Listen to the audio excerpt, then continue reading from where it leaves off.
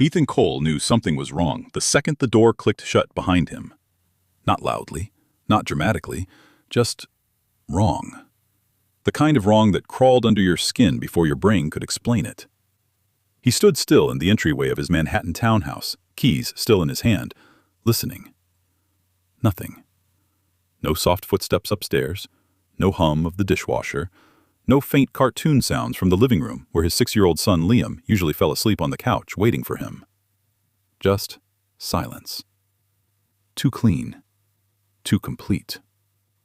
Ethan exhaled slowly, forcing a smirk to his lips. "Relax," he muttered under his breath. "They're just asleep." But even as he said it, his chest tightened. Because Clara never slept without leaving a light on. Never. He stepped forward, shrugging off his coat, the faint scent of Vanessa's perfume still clinging to the fabric, jasmine and something sharper, expensive, dangerous.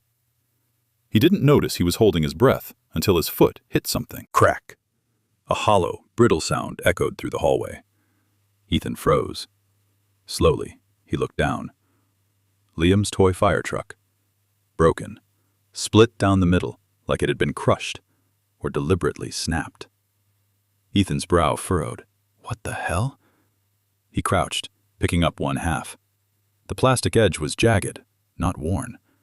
Fresh. Too fresh. A strange unease twisted in his stomach. "Liam?" he called out, louder now. "Buddy?" No answer. He stood up quickly, scanning the house. "Clara?" Still nothing. The silence wasn't peaceful. It was intentional. Ethan moved into the living room. Empty. The couch was perfectly arranged. No blankets, no toys, no signs that anyone had been there at all. It didn't make sense. Clara wasn't like that. She left traces, warmth, life. This looked staged. His pulse quickened as he turned toward the dining area. And that's when he saw it. An envelope, centered perfectly on the table. His name written across the front in Clara's handwriting. Ethan. No love, no pleas, just his name. Something cold slid down his spine. He approached slowly, each step heavier than the last. "Okay," he muttered. "This is dramatic." But his voice lacked conviction. He picked up the envelope. It was heavier than it should have been. Inside, a single sheet of paper, and something else. Something metallic. Ethan pulled the paper out first, unfolded it, read, and the world tilted. "Ethan, you always believed you were the smartest person in the room. You weren't. You just never realized who was watching you. Clara." His hands tightened around the paper. "That's it?" he scoffed, though his voice cracked slightly. "What is this? Some kind of..." Clink! The small metallic object slipped from the envelope and landed on the table. Ethan's breath stopped. A cufflink. His cufflink. The one he had lost 3 weeks ago. The one he left behind. At Vanessa's hotel. His throat went dry. "No," he whispered. "That's not possible." But it was, because Clara had it. Which meant she knew. Not suspected, not guessed, knew. Ethan staggered back a step, running a hand through his hair. Okay, think," he muttered, pacing now. "She found it. So what? It doesn't mean she knows everything." But even as he tried to convince himself, the pieces began falling into place. The quiet dinners, the way Clara stopped asking where he'd been, the way she looked at him, not with suspicion, but with something worse. Understanding. His stomach twisted violently. "How long?" he whispered. "How long has she known?"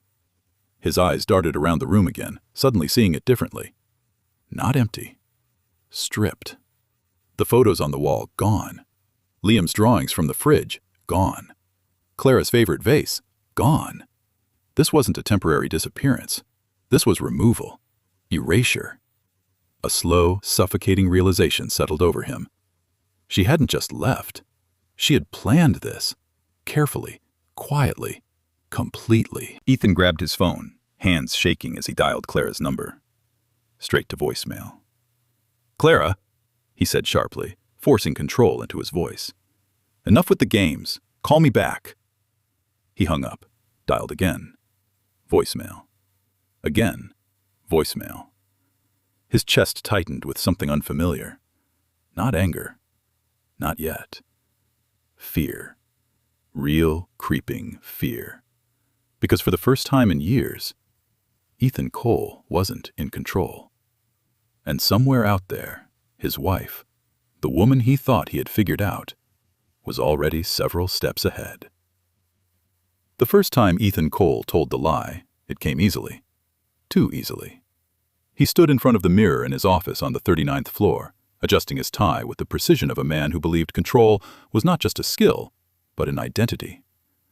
The skyline stretched behind him in glass reflections, sharp and endless, mirroring the ambition that had carried him this far. His phone buzzed. A message lit up the screen. Vanessa Hale. "Same place tonight. Do not be late this time." A slow smile pulled at the corner of his mouth. Not excitement, not guilt. Something colder. Satisfaction. Ethan picked up his phone, typing with one hand while still studying his reflection. "Board meeting ran over. I will be there." He hit send, then immediately switched screens. Another message. "Clara, are you coming home for dinner? Liam wants to show you something." His expression did not change, not even a flicker. He typed again. "I have a late client dinner. Do not wait up." There was a pause. 3 dots appeared, disappeared. Then came her reply. "Okay, he will be disappointed, but we will manage." Ethan exhaled softly, slipping the phone into his pocket. "She will manage," he repeated under his breath, almost amused. That was the thing about Clara. She always managed, and that was exactly why he had stopped worrying about her. By the time Ethan arrived at the hotel, the city had already begun its transformation into something darker, more forgiving. Night in Manhattan did not expose people. It concealed them. The plaza's lobby shimmered with quiet wealth. Marble floors, soft gold lighting, conversations that never rose above a murmur.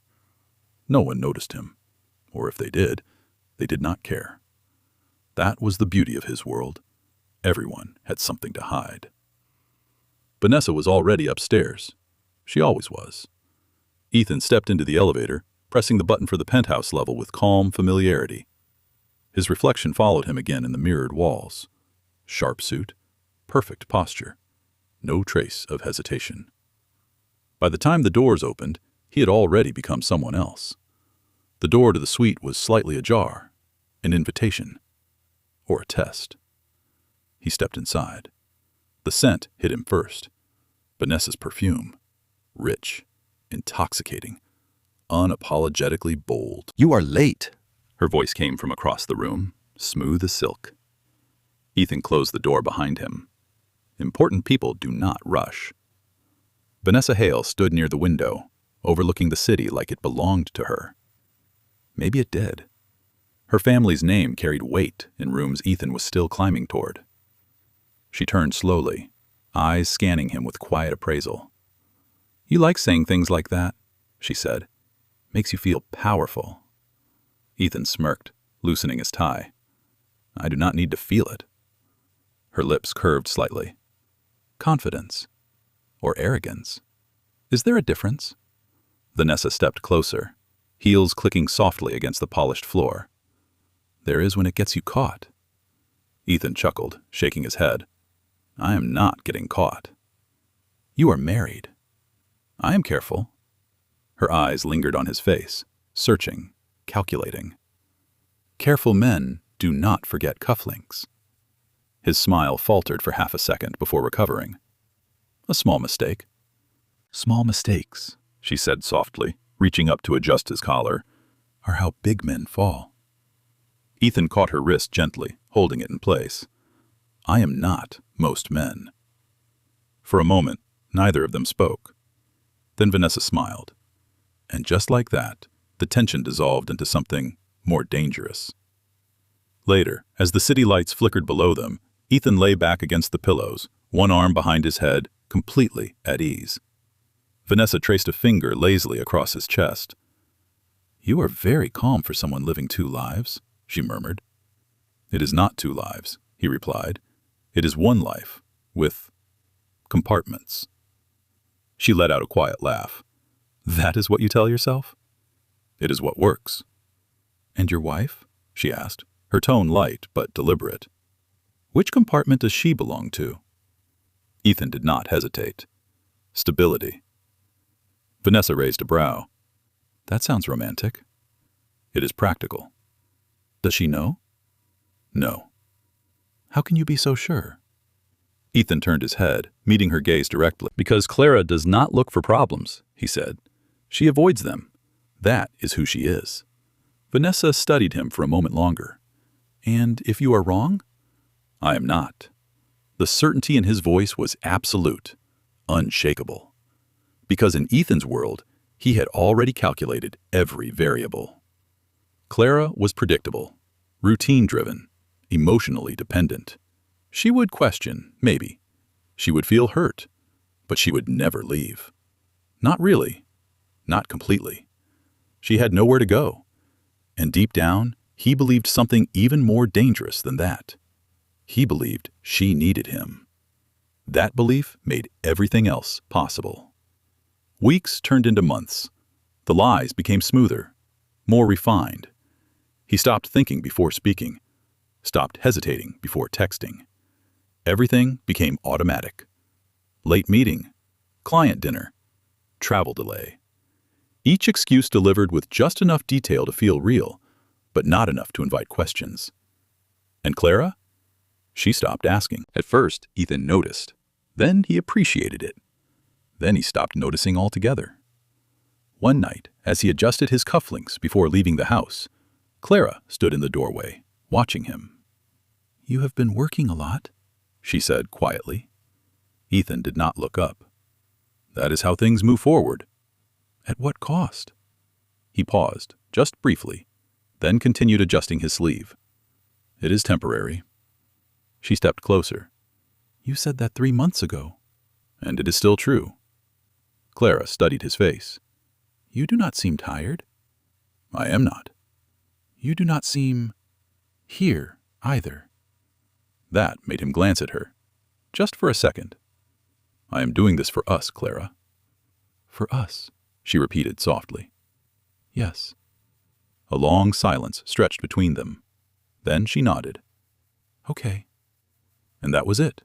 No argument, no tears, no confrontation. Ethan turned back to the mirror, satisfied. Conversation handled, situation contained. He left the house minutes later, not noticing the way Clara remained standing in the hallway long after the door closed. Not noticing the shift in her expression. Not noticing the moment something inside her went still. Back at the hotel that night, Vanessa poured him a drink, watching him with quiet curiosity. "You look pleased," she said. "I handled something at home." "Your wife?" Ethan took the glass, swirling the amber liquid lazily. She asked questions. "And?" "I gave answers." Vanessa tilted her head. "And she believed you?" Ethan took a slow sip, then smiled. "She always does." Outside, the city pulsed with life, unaware of the quiet fractures forming behind closed doors. Inside the suite, Ethan leaned back, completely at ease, untouched, unthreatened, untouchable. Or at least, that was what he believed. Because while he perfected his lies, someone else had already begun studying them. Silently, carefully. And unlike Ethan, she was not underestimating anyone. Clara Cole did not find out the way most wives did. There was no lipstick on a collar, no late-night confession, no trembling voice admitting guilt. What she found was quieter and far more dangerous. It began on an ordinary Tuesday afternoon, the kind of day that passed without memory. Liam was in the living room, lying on his stomach, pushing his toy fire truck across the rug, making soft siren noises under his breath. The house smelled faintly of laundry detergent and the lemon cleaner Clara had used that morning. Everything looked normal. Everything felt slightly off. Ethan had left early that day, earlier than usual. He had kissed Liam on the head, barely brushed his lips against Clara's cheek, and walked out with his phone already in his hand. He had not looked back. Clara noticed things like that. She always had. But she had trained herself not to react. Not immediately. Because reacting too soon meant reacting without understanding, and Clara had learned something important about her husband over the years. Ethan respected control, not emotion. So she stayed quiet. That afternoon, she moved through the house slowly, methodically, folding laundry, wiping down counters, straightening things that were already straight, until she reached his office. She had not planned to go in. At least, that was what she told herself. The door was slightly open, just enough to invite curiosity, or maybe to test it. Clara hesitated at the threshold, her hand resting lightly against the wood. Ethan did not like people touching his things, not because he had something to hide, but because he liked control, ownership, order. That alone should have been enough to make her turn away. It wasn't. She stepped inside. The room smelled like him, cedarwood and something sharper, metallic, like ink and ambition. Papers were stacked neatly on the desk, his laptop closed, his Mont Blanc pen placed precisely parallel to the edge. Nothing out of place, nothing obvious, which was exactly why something felt wrong. Clara moved slowly, her fingers grazing the surface of the desk, not searching, just observing, until her eyes landed on his tablet. The screen lit up as she approached. A notification banner slid across it. Ride confirmation, Plaza Hotel, 11:48 p.m. Clara froze. Her breath did not catch. Her heart did not race. Not yet. She simply stared. The time, the location, the date. Last night. Ethan had told her he was at a client dinner in Midtown. Not the Plaza. Not at midnight. Her fingers hovered over the screen. Then, with a calm that surprised even herself, she tapped it. The ride history opened. Not one trip. Several. Same destination. Different nights. Late hours. Too consistent to be coincidence. Clara's eyes moved slowly across the screen, absorbing each detail, each timestamp, each quiet contradiction. Still, she did not panic. Because one thing she understood better than anyone else was this: truth reveals itself in patterns, not moments. She closed the tablet gently, set it back exactly where it had been, and for a brief second she considered walking away, pretending she had never seen it. But something inside her, something that had been building quietly for months, refused. Instead, she opened the drawer beneath the desk. Inside were neatly organized folders, each labeled in Ethan's precise handwriting. Contracts, reports, financial summaries, and beneath them, a smaller folder, unlabeled. That was the first real crack. Ethan labeled everything. Everything except what he did not want found. Clara pulled the folder out slowly, placing it on the desk. Her hands were steady, her breathing even. She opened it. Receipts, hotel charges, car services, high-end jewelry purchases, all listed under vague descriptions. Client entertainment, executive meetings, business expenses. But the dates aligned, too perfectly. Her gaze lingered on one receipt in particular, a luxury suite, 2 guests, 1 night. Her fingers tightened slightly around the paper. Still no tears, still no shaking. Because something inside her had already shifted. This was not shock. This was confirmation. And confirmation brought clarity. A soft sound pulled her attention to the doorway. "Mommy?" Clara looked up. Liam stood there, rubbing his eyes, his fire truck dangling loosely from one hand. "You are in Daddy's room," he said quietly. She offered a gentle smile. "I am just cleaning up, sweetheart." He stepped inside, glancing around. "Daddy said not to touch his things." Clara's smile softened. "Sometimes Mommy has to." Liam nodded, accepting that answer with the simple trust only children carried. Then he looked down at the folder on the desk. "Daddy goes there a lot," he said. Clara stilled. "Where, baby?" "The big hotel," he replied, pointing vaguely. "I saw it on his phone once. He said it was work." Her chest tightened slightly, not from pain, from realization. Even Liam had seen pieces of the truth. Small fragments Ethan had never considered important. Children noticed everything. They just did not always understand it. Clara knelt down, brushing Liam's hair back gently. "Thank you for telling me," she said softly. "Did I do something bad?" he asked. Her heart squeezed. "No," she whispered. "You did something very good." That night, Clara did not confront Ethan. She did not ask questions. She did not cry. She made dinner, helped Liam with his reading, smiled when Ethan walked through the door, apologizing casually for being late. "Work was insane," he said, loosening his tie. "Of course it was," Clara replied calmly. And she meant it. Work, Vanessa, the lies. It was all part of his system, his carefully constructed world. And now, she was finally seeing it clearly. Later, when Ethan fell asleep, his breathing deep and even beside her, Clara lay awake, staring at the ceiling. Her mind was not racing. It was organizing, piece by piece, detail by detail. She replayed every late night, every missed dinner, every unexplained charge, every subtle shift in his behavior. And slowly, something else formed beneath the surface. Not anger. Not yet. A plan. Because Clara understood something Ethan never would. Emotion reacts, but silence prepares. The next morning she began. Small things first. She checked their shared accounts, or what she could access. Limited, restricted, controlled. That alone told her everything she needed to know. Ethan had already been preparing, not just for an affair, for an exit. Clara closed the laptop slowly. Her reflection stared back at her in the dark screen. Calm, focused, unrecognizable. "You should have told me," she whispered softly. Not because she needed honesty, but because honesty would have made this easier. For him. Because now she would have to do it the hard way.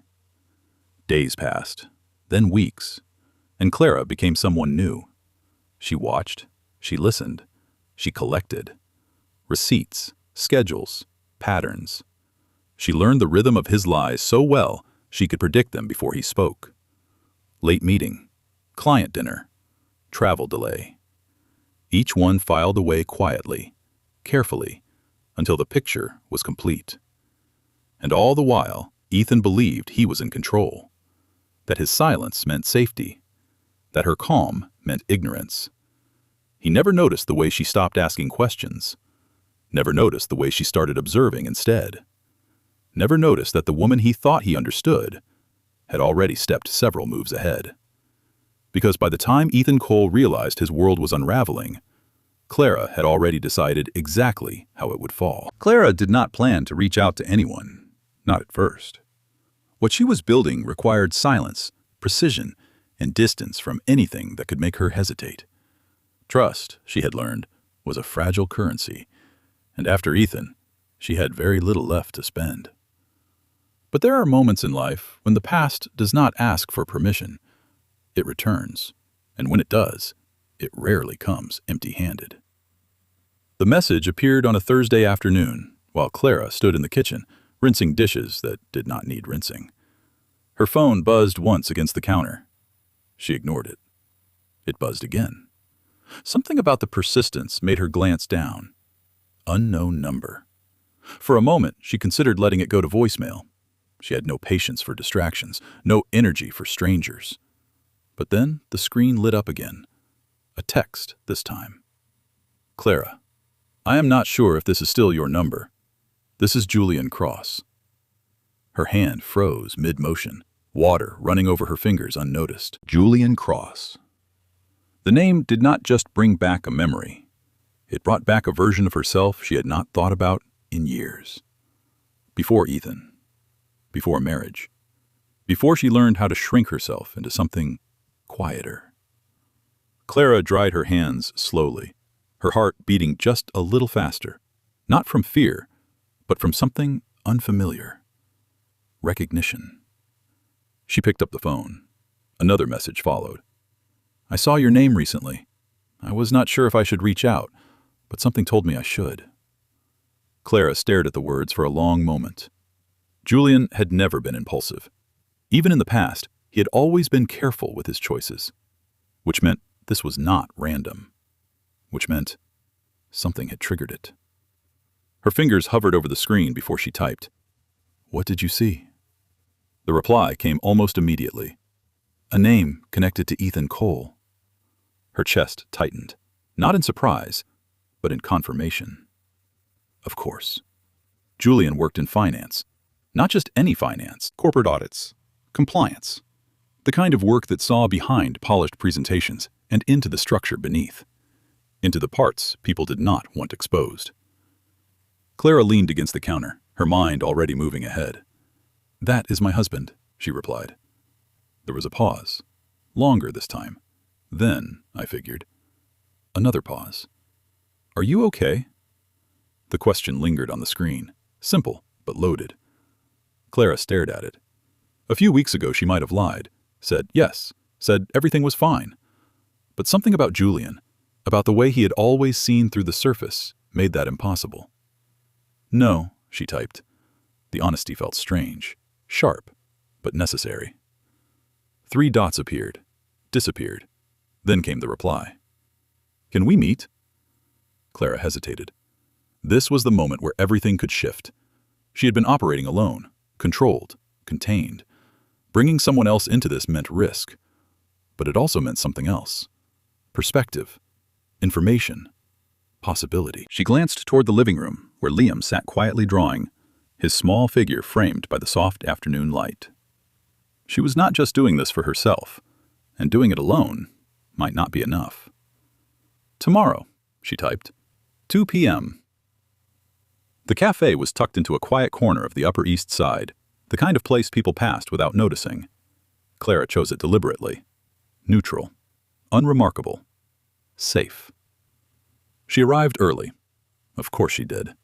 Old habits did not disappear. They evolved.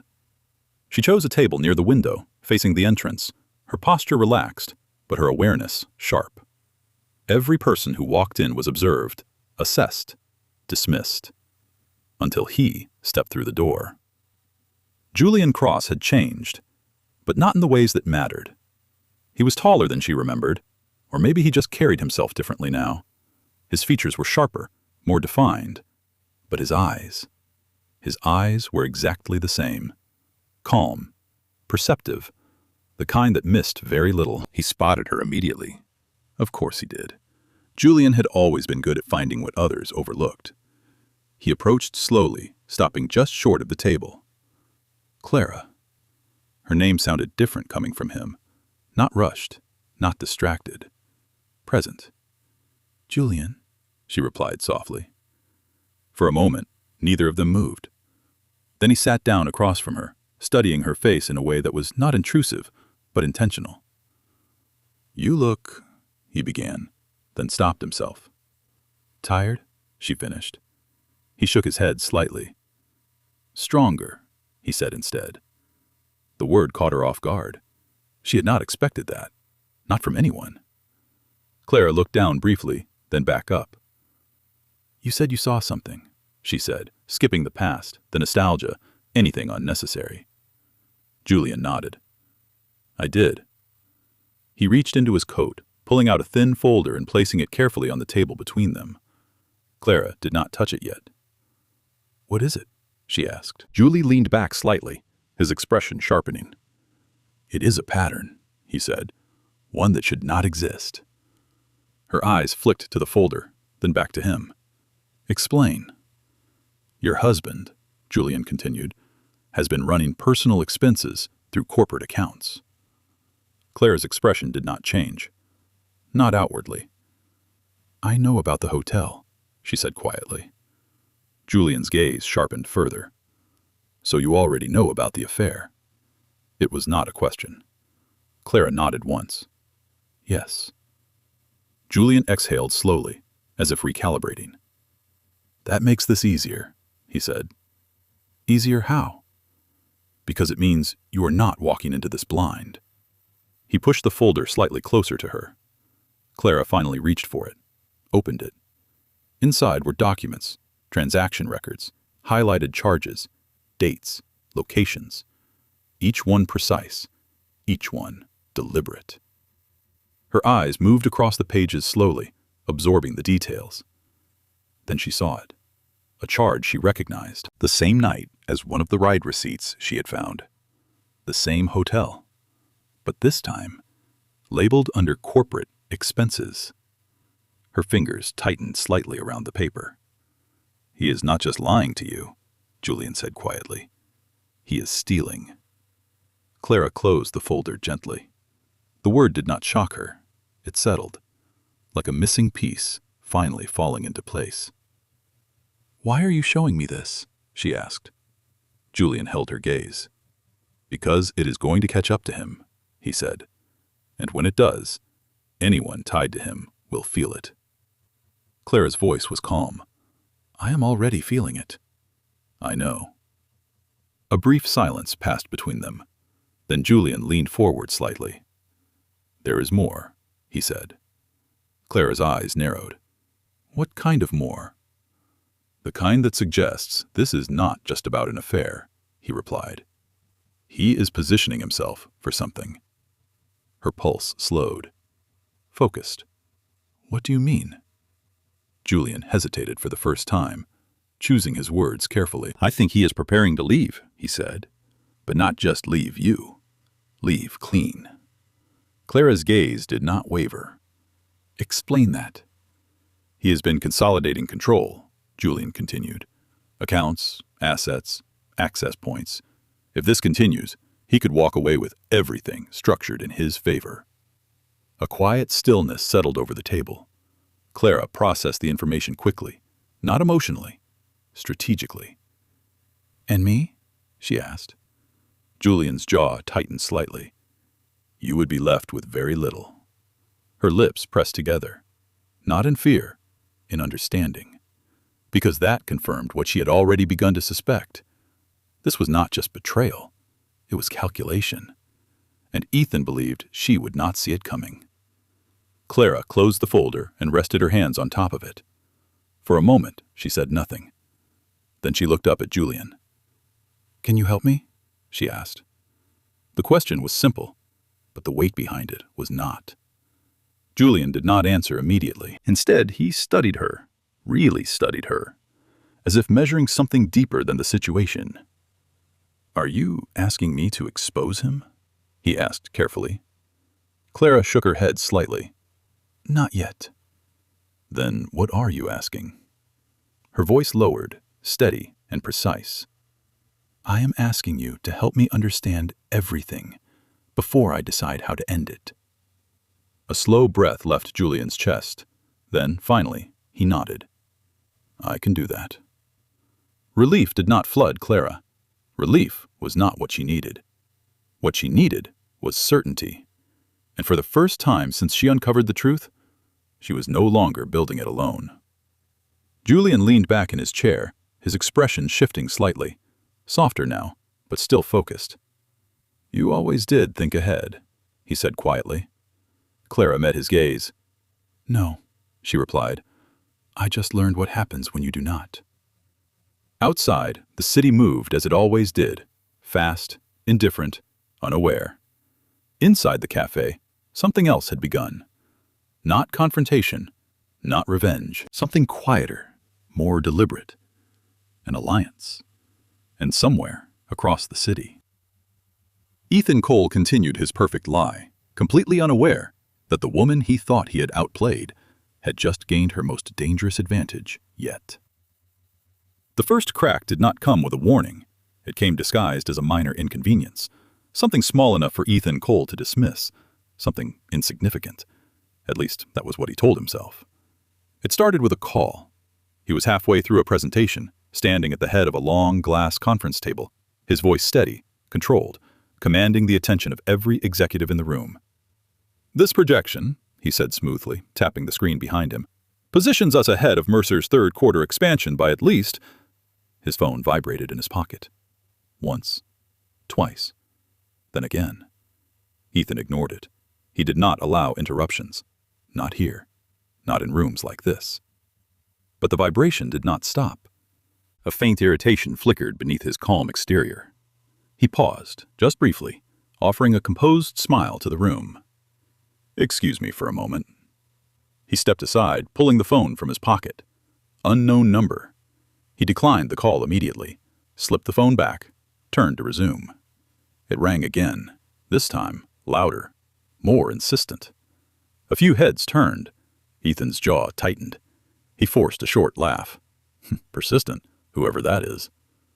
But something in his tone felt thinner. He stepped out of the room this time, answering as he walked into the hallway. "This better be important," he said sharply. Silence. Then a voice, calm, unfamiliar. "You should check your expense reports." The line went dead. Ethan stared at the screen. No number, no trace. Just gone. A slow, uncomfortable feeling settled in his chest. Not fear. Not yet. Something closer to irritation mixed with confusion. He exhaled sharply, muttering under his breath. Idiots. But the words lacked conviction, because something about the voice had not sounded like a prank. It had sounded certain. Ethan returned to the meeting, finished the presentation, closed the deal. Everything proceeded as it always did. Perfectly.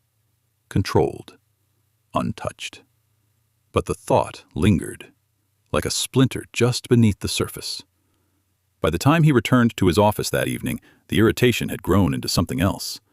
He sat down, loosening his tie, staring at his laptop for a long moment before finally opening it. Check your expense reports. Fine, he would check. Not because he was concerned, but because he did not like loose ends. Ethan logged into the system, pulling up his recent submissions. Everything appeared normal at first glance. Categorized, approved, processed. Then he noticed it. A delay. One of the reimbursements had not gone through. He frowned, clicking into the details. The charge was still there, but flagged, pending review. That had never happened before. Not to him. Ethan leaned back slightly, his fingers tapping once against the desk. Probably a system error, he muttered. He moved to another entry. Same thing. Flagged. Another. Pending. His jaw tightened. That was not a coincidence. He reached for his phone, dialing his assistant. "Lena, I need you to look into something," he said, keeping his voice even. "Of course," she replied. "There are delays in my expense reports. I want them cleared by tomorrow." There was a pause on the other end, longer than usual.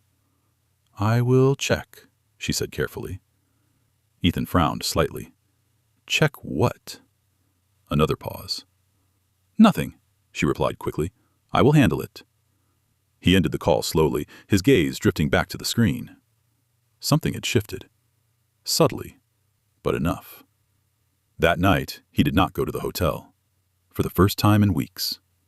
Not because he chose not to, but because something told him he needed to stay closer to the problem, closer to control. When he walked into the house, the silence greeted him again.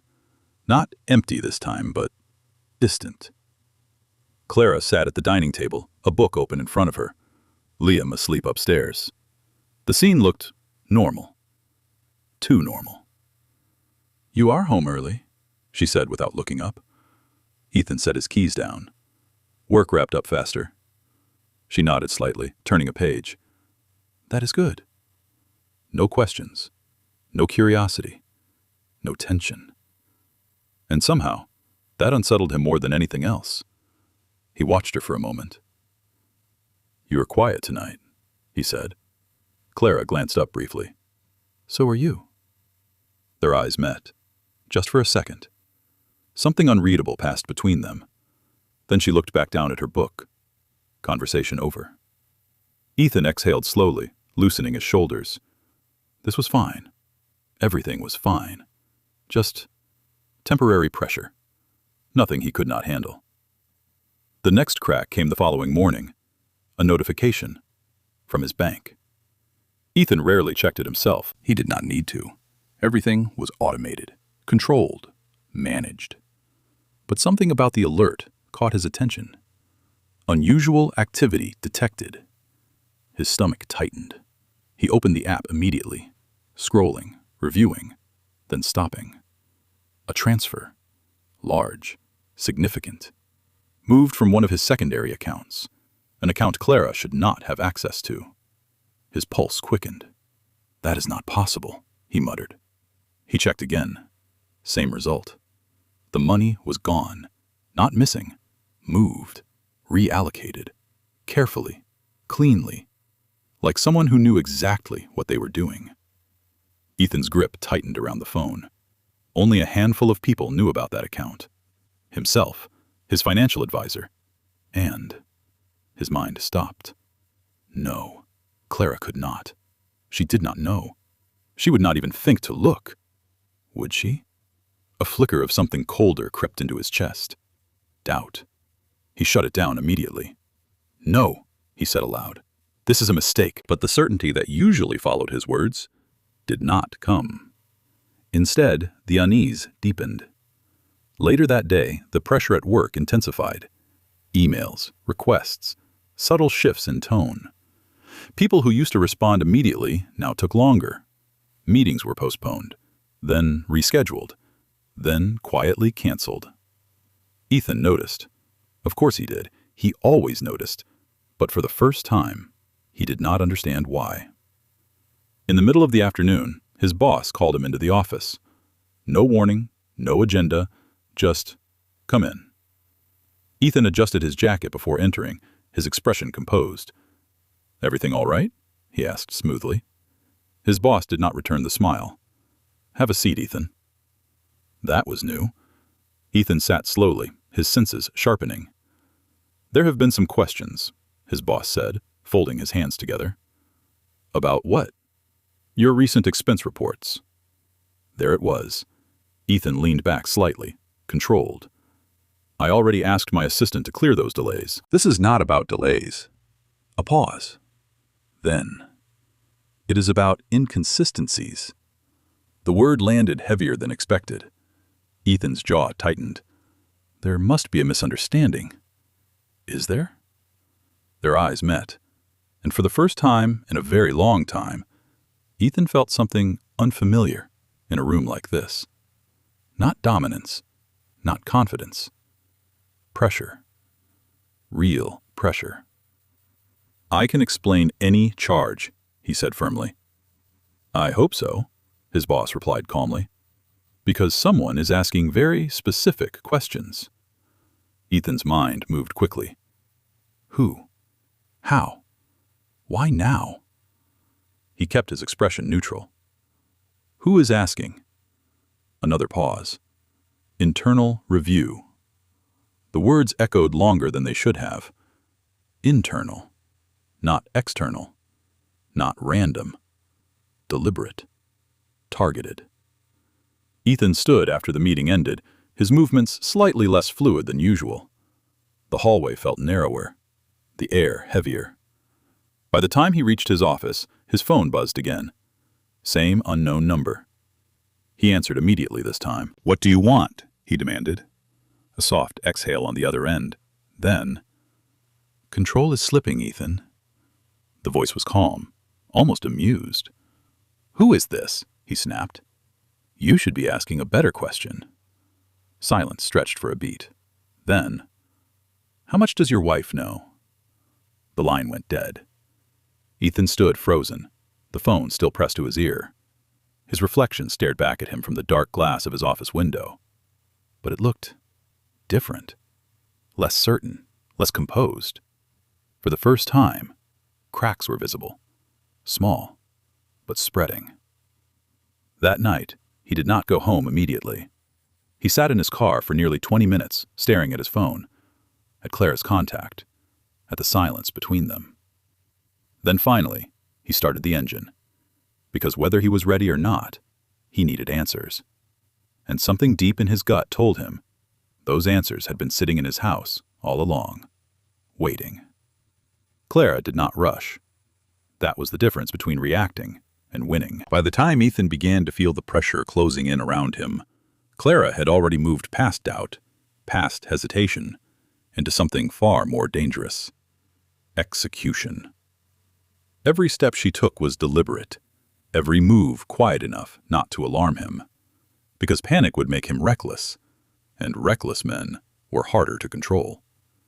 So she let him believe he still had time, that nothing had truly slipped yet. That illusion was part of the plan. It began with the accounts.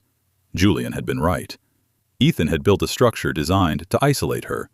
Separate accounts, restricted access, layers of financial control that ensured she would always be dependent.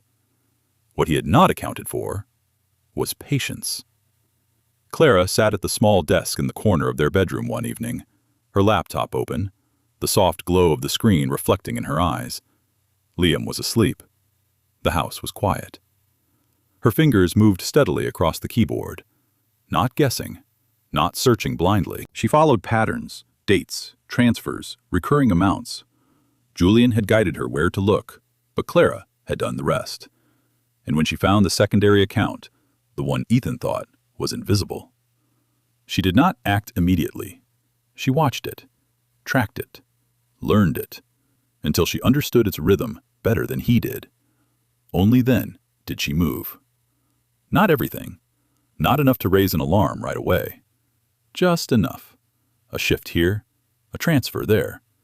Reallocations disguised within his own system. By the time Ethan noticed, it would not look like theft. It would look like mismanagement, like his own mistake.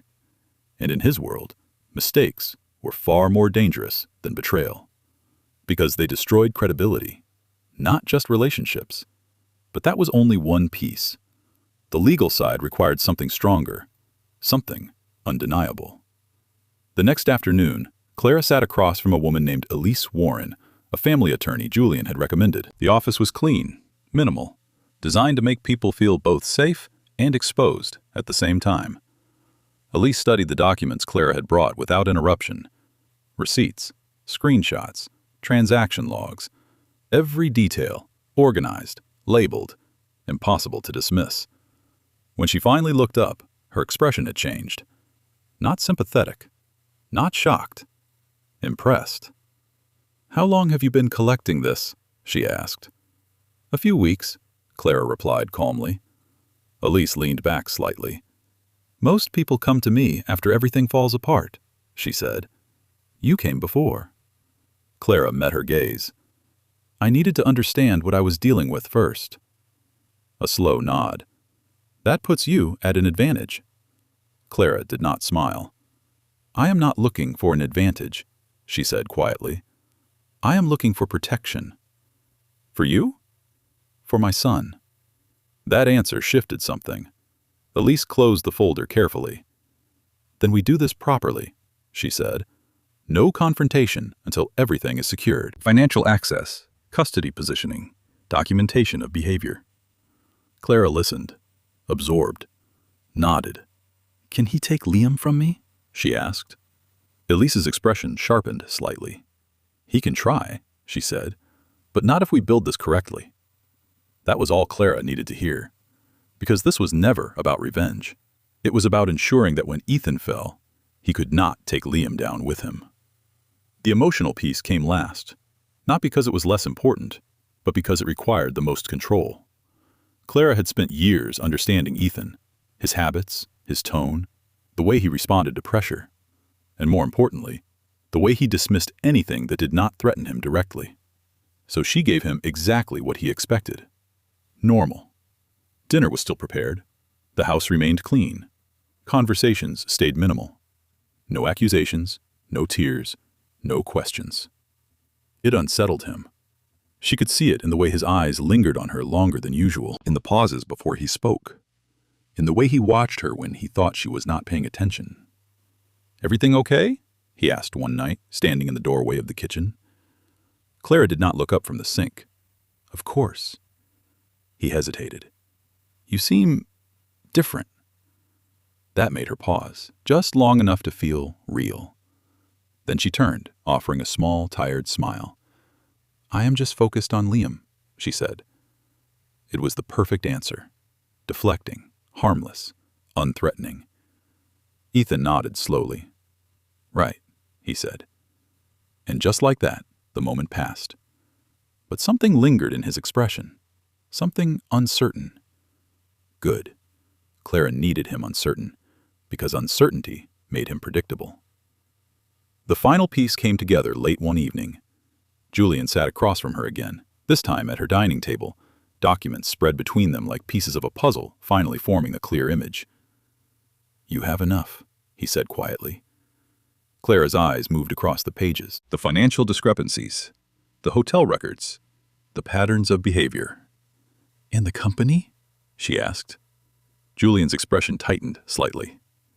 "They are already looking," he said. "Internal review does not happen without reason." "Did you start it?" "No," he replied, "but I made sure the right people noticed." Clara nodded slowly. Everything was aligning. Work pressure, financial inconsistencies, external scrutiny, all converging at the same time, not by accident, by design. "When it happens," Julian continued, "it will hit fast." Clara looked up at him. "That is the point." A quiet silence settled between them. Not uncomfortable, just final. "Are you ready?" he asked. Clara did not answer immediately. Instead, she glanced toward the hallway, where Liam's bedroom door remained slightly open, a soft light spilling into the darkness. Her son. Her responsibility. Her reason. Then she looked back at Julian. "Yes." Because ready was not something you waited to feel. It was something you became. The next morning, Ethan woke before dawn, restless, uneasy. The cracks had grown. He could feel it now, in the tension at work, in the silence at home, in the way things no longer responded the way they should. He dressed quickly, grabbing his jacket, his mind already racing ahead to the problems waiting for him. Meetings, reports, questions, control. He needed control. As he moved toward the door, he hesitated, just for a second, glancing back toward the hallway, toward the life he still believed he held together. Then he left. The door closed behind him with a soft click. And inside the house, Clara stood at the top of the stairs, watching, waiting, listening until the sound of his car disappeared completely. Only then did she move. Not quickly, not nervously. Calm, certain. She walked down into the living room, her gaze sweeping over the space one last time. This house had held years of her life, memories, sacrifices, silence. But it no longer belonged to her, not in the way that mattered. She turned, picking up the final box near the door. Everything was already packed. Everything important. Everything necessary. Liam's things, her documents, the evidence, her future. She paused at the dining table. Reaching into her bag, she pulled out the envelope. Simple, clean, deliberate. She placed it in the center. Then, beside it, Liam's broken fire truck, carefully set. A message without words. Clara took a slow breath, her fingers lingering for just a moment longer than necessary. Not out of doubt, out of closure. Then she straightened, picked up the last box, and walked toward the door.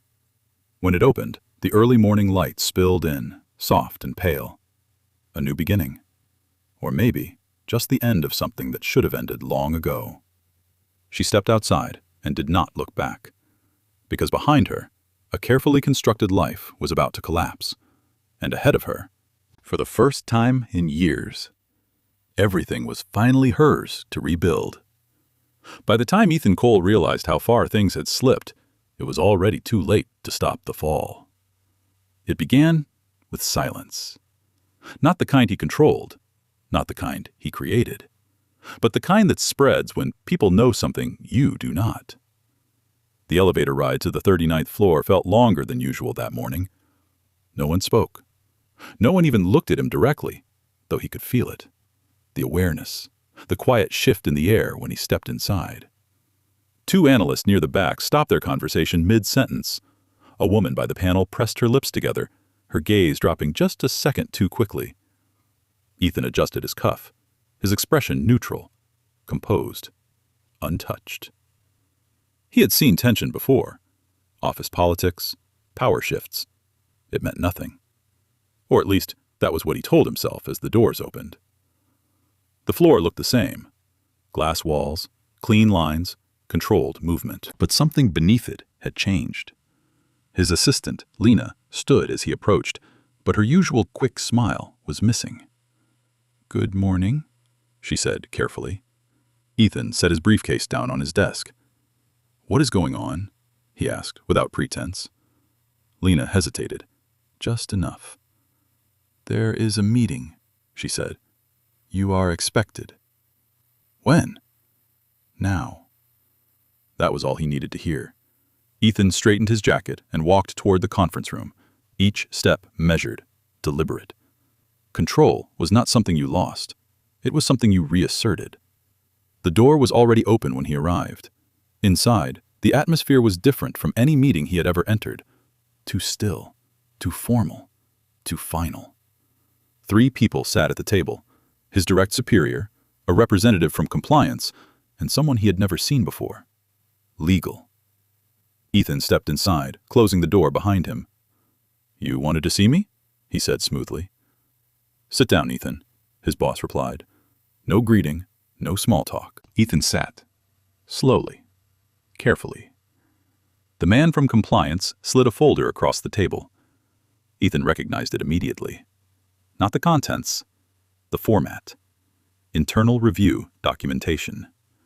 His jaw tightened slightly. "There have been concerns raised," the man said. "About what?" Ethan asked, though he already knew. "Your expense reports."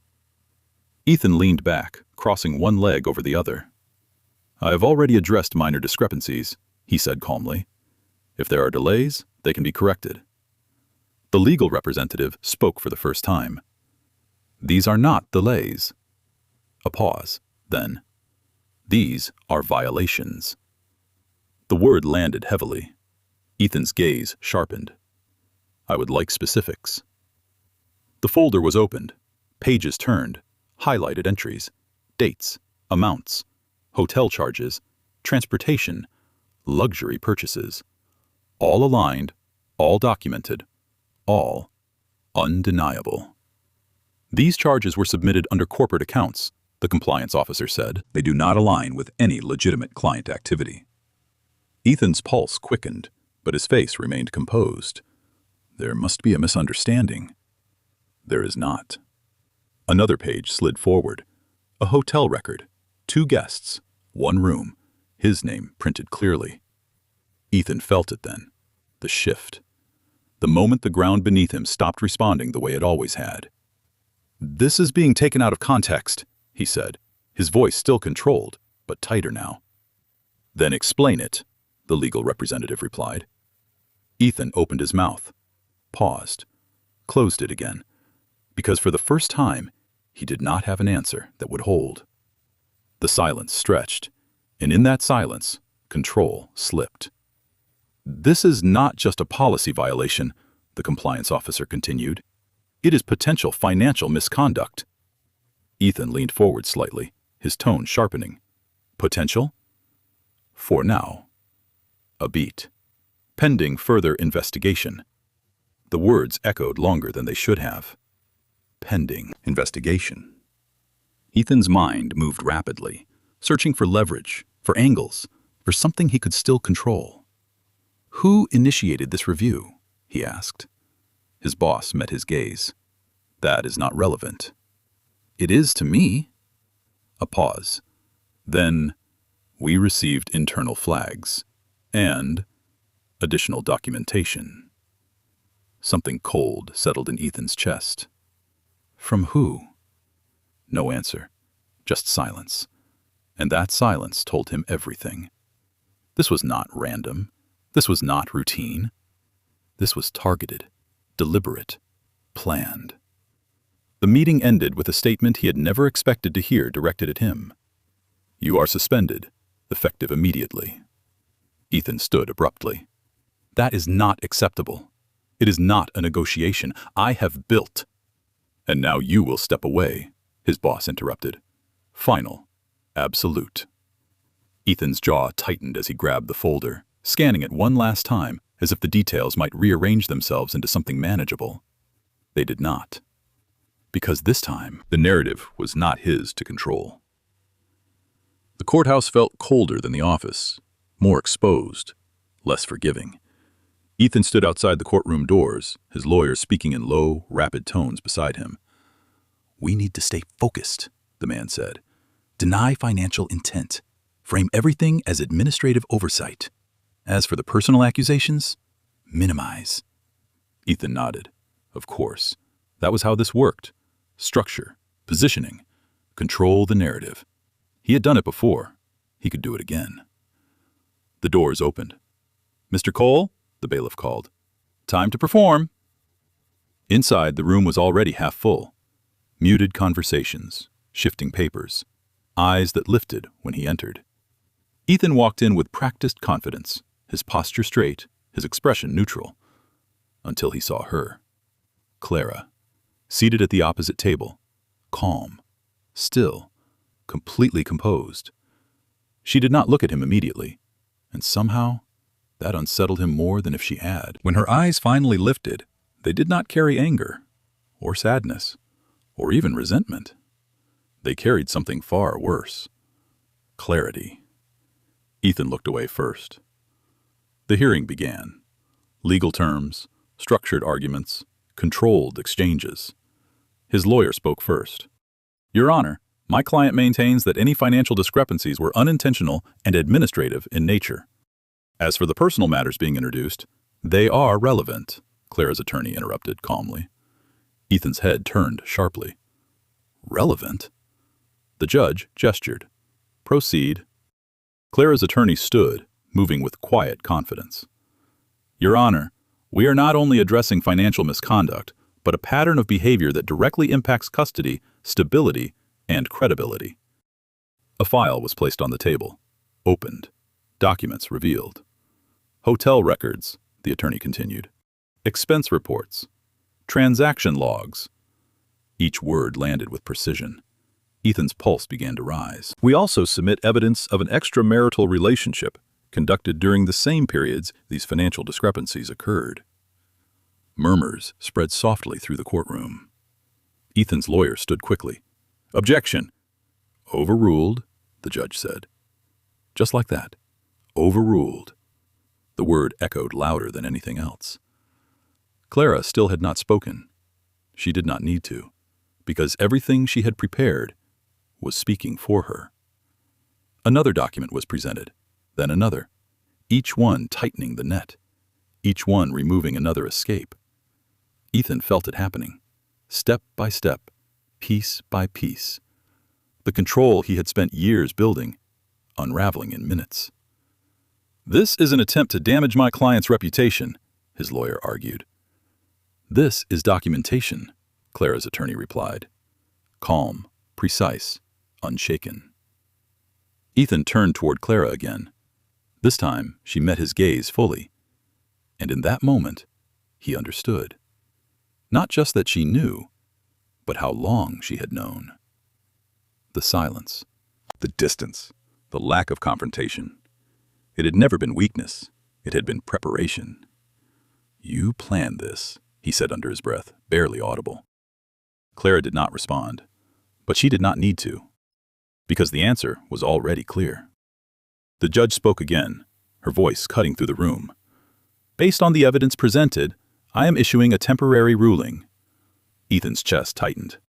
"Primary custody will remain with Mrs. Cole until further review." The words hit harder than anything else. Not the job, not the investigation. This. "You cannot be serious," Ethan said, standing abruptly. "Sit down, Mr. Cole," the judge warned. "This is sit down." The authority in her voice left no room for argument. Slowly, reluctantly, Ethan sat, because for the first time in his life, authority was no longer his to challenge. The hearing concluded with formalities Ethan barely heard. Words blurred, voices faded. All he could focus on was the realization settling heavily in his chest. He had not lost control in a single moment. He had lost it gradually, quietly. While he believed everything was still his to manage, outside the courtroom, the air felt colder, sharper, more real. Ethan stepped out, his lawyer speaking again, already shifting into damage control. But Ethan did not respond. He stood still, watching as Clara walked past him. Not hurried, not hesitant, calm, certain, free. For a brief second, he almost spoke, said her name, stopped her, demanded something, anything. But the words never came, because deep down, he knew this was not something he could fix. Not with charm, not with control, not with lies. Because this time, the truth had been prepared too carefully, and it had been waiting for exactly this moment to destroy him. The silence that followed was not the same as before. Before, it had been controlled, managed, contained within walls Ethan believed he understood. Now, it was absolute. No office, no meetings, no calls that mattered. Just space. Too much of it. Ethan Cole stood alone in the apartment that was no longer a home, staring at the empty dining table where the envelope had once been. He had read that note more times than he cared to admit. Not because it was long, but because it was precise. You always believed you were the smartest person in the room. You weren't. You just never realized who was watching you. Each word had settled deeper over time, not as an accusation, but as a truth he could no longer avoid. The legal process had moved faster than he expected, or maybe he had just underestimated how prepared Clara had been. Assets frozen, accounts under review. His position at the firm terminated. Officially framed as pending investigation, but everyone knew what that meant. No one called anymore. No one reached out. Not even Vanessa. That, somehow, had been the simplest part. She had disappeared quietly. No confrontation, no explanation. Just gone. As if whatever they had shared existed only within the boundaries of secrecy. And once exposed, it had no place in reality. Ethan had tried calling her once. Only once. The number was no longer in service. Clean. Efficient. Just like everything else that had been removed from his life. He walked slowly through the apartment, his footsteps echoing faintly against the hardwood floors. Every room felt larger now, colder, stripped of something he had never fully acknowledged until it was gone. Clara's presence had never been loud, never demanding, but it had been constant. A structure he moved within without noticing. A stability he had mistaken for something lesser, for something replaceable. He stopped in the hallway. Liam's room. The door was open. Empty. The bed neatly made, as if no child had ever slept there. No drawings on the walls, no toys scattered across the floor. Except... His gaze dropped slightly. A faint mark near the baseboard. A small scratch. From the fire truck. Ethan crouched slowly, his fingers brushing over it. He remembered that moment. Liam laughing. Clara telling him to be careful. Him barely looking up from his phone. Not now, buddy. The memory hit harder than it should have. Because now, there was no later. Ethan exhaled slowly, sitting back against the wall. For the first time in years, there was nothing demanding his attention. No urgent call, no strategic decision, no distraction. Just clarity. And clarity, he realized, was far more unforgiving than chaos. He had always believed control came from managing everything around him, people, situations, outcomes. But he had never considered the possibility that control required something else entirely. Awareness. Of others. of consequences, of what was quietly slipping away while he focused on what he thought mattered more. Clara had seen it, long before he had. That was what unsettled him most. Not that she left, not even how she left, but how long she had stayed, knowing, watching, understanding, while he continued believing she was passive, predictable, safe. Ethan let out a quiet, humorless laugh. "I really thought I knew you," he murmured to the empty room. But he had not even close, because the woman he thought he had married, the quiet, accommodating, understanding wife, had never been the full picture. She had been choosing restraint, choosing patience, choosing him, until she chose not to. He stood slowly, moving back into the living room. The city outside continued as it always did, unchanged, unbothered. A reminder that his collapse was not the center of anything, just a consequence, one he had built himself. His phone buzzed softly in his hand, a notification. From his lawyer, another update, another step in the process that was dismantling everything he once controlled. Ethan looked at the screen, then locked it, for once. He did not want the details, because the outcome was already clear. He walked toward the window, staring out at the skyline he had once believed he was part of. "I did this," he said quietly. Not as a confession, not as regret, but as recognition. Because for the first time, he was not looking for someone else to blame. Not Clara, not Vanessa, not the company. Just himself. And in that realization, something shifted. Not redemption, not yet, but understanding. Clara had not destroyed him. She had revealed him. Every decision, every assumption, every moment he chose ambition over presence, control over connection, deception over truth, had led here, to this. An empty space where something meaningful had once existed. And the worst part was not that he lost it, but that he had never truly seen it while he had it. Ethan closed his eyes briefly, the image forming uninvited. Clara in the kitchen, soft light through the window, Liam laughing beside her. A moment so ordinary it had once felt insignificant. Now, it felt unreachable. Because it was. Gone, not in an instant, but in a series of choices he had never thought to question. His phone buzzed again. Another message. He ignored it. Instead, he reached for something else. Not his jacket, not his keys, but the small, broken piece of plastic sitting on the edge of the table. The other half of Liam's fire truck. He had found it days ago, left behind. Or maybe, left for him. Ethan turned it over in his hands, staring at the jagged edge where it had been split. It was not an accident. It had been broken deliberately, cleanly, like a symbol.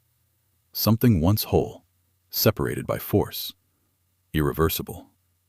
His grip tightened slightly, then loosened, because no matter how long he held onto it, it would not go back to what it was, just like everything else. Ethan set it back down gently, carefully, as if that mattered now. "I understand," he said quietly. Not to anyone in the room, not even to Clara, but to the truth he had spent so long avoiding. Because in the end, it was not the affair that destroyed everything. It was the belief that he could have both, control and deception, ambition and loyalty, without consequence. And Clara, the woman he had underestimated more than anyone, had been the one to prove him wrong. Not with anger, not with chaos, but with something far more powerful. Clarity. Ethan took one last look around the apartment, then turned toward the door. Not rushing, not hesitating, just moving forward. Because for the first time, there was nothing left to hold him in place. And somewhere beyond the silence he had created was a life he would never get back.